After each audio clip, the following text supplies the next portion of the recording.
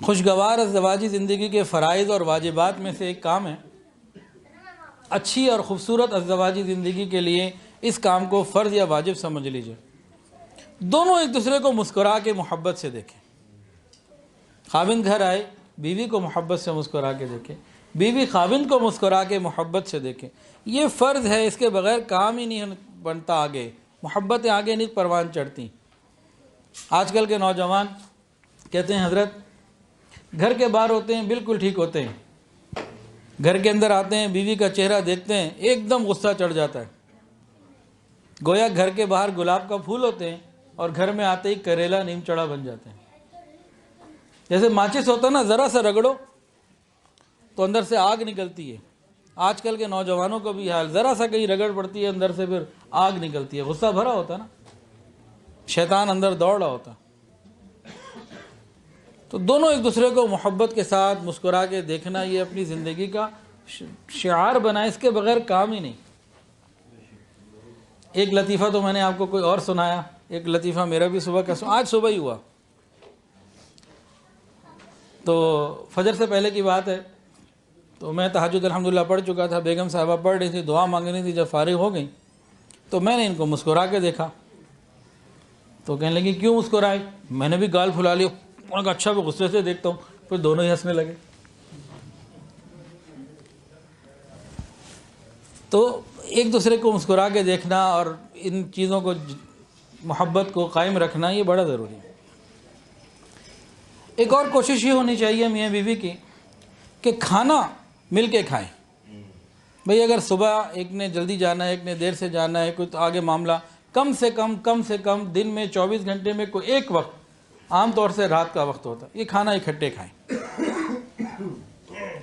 الحمدللہ ہمارے معاشرے میں بیویاں انتظار بھی کرتی ہیں کہ خاوند آئے گا پھر کھائیں گے۔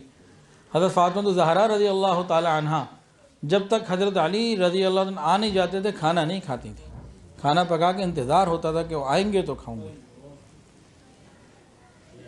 تو کم سے کم ایک وقت کا کھانا تو ساتھ کھائیں، اس کی بڑی کوشش کریں۔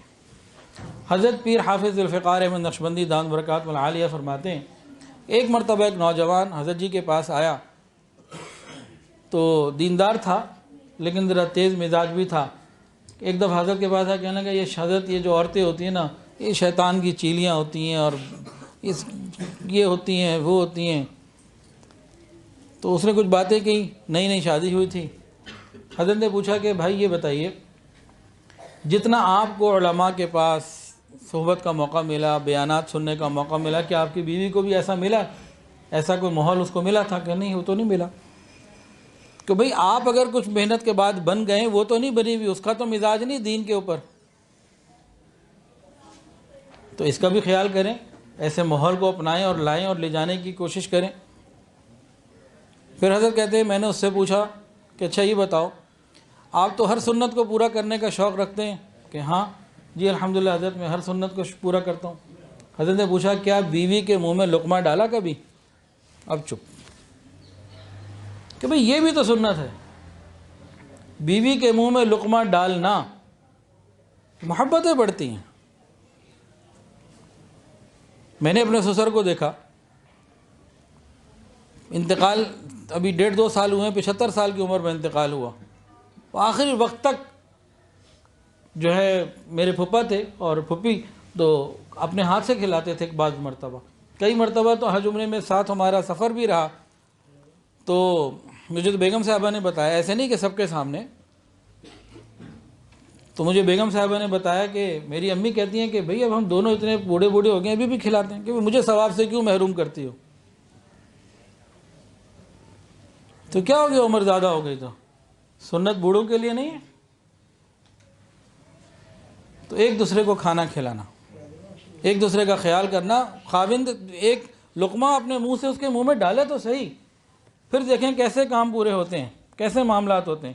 تو معاملات کو ٹھنڈا کرنا اور خیال کرنا